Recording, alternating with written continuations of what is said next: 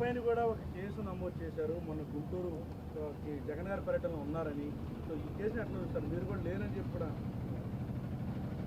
మొన్న గుంటూరు మిర్చి ఆటికి జగన్మోహన్ రెడ్డి గారు పర్యటనకి అంటే రైతుల్ని పరామర్శించి రైతుల్ని యొక్క స్థితిగతులు తెలుసుకుని వాటన్నిటిని ప్రభుత్వానికి తెలియజెప్పడం కోసం ఆయన వెళ్ళిన దాంట్లో ఆ రోజు నేను మచిలీపట్నంలో ఉన్నాను.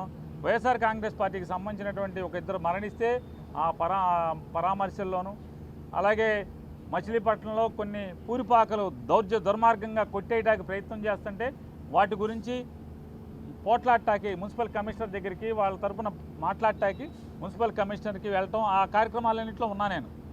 కానీ ఈ ప్రభుత్వం వైఎస్ఆర్ కాంగ్రెస్ పార్టీలో ఎవడైతే క్రియాశీలకంగా పనిచేస్తున్నాడో వాడినల్లా తప్పుడు కేసులతో బెదిరించేదానికి జరుగుతున్నటువంటి కార్యక్రమాల్లోనే నా మీద నిన్న గుంటూరులో పెట్టినటువంటి కేసు కూడా ఎంత దుర్మార్గం అంటే, పోలీసులే ఒక చిట్టా రాసి ఎన్నికల విధుల్లో ఉన్నటువంటి ఫ్లయింగ్ స్క్వాడ్ టీం లీడరు అలాగే ఆ మెంబర్లతో సంతకాలు పెట్టించి నా మీద కేసు పెడతారు.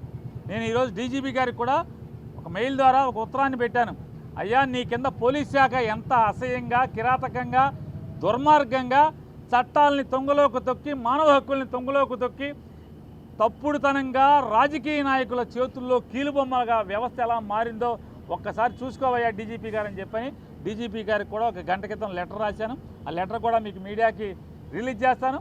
ఖచ్చితంగా నేను ఆ ఫిర్యాదు చేసినటువంటి ఎన్నికల పర్యవేక్షణ విధుల్లో ఉన్నటువంటి అధికారులని ఖచ్చితంగా కోర్టులో నేను వారి మీద పిటిషన్ వేయబోతున్నాను.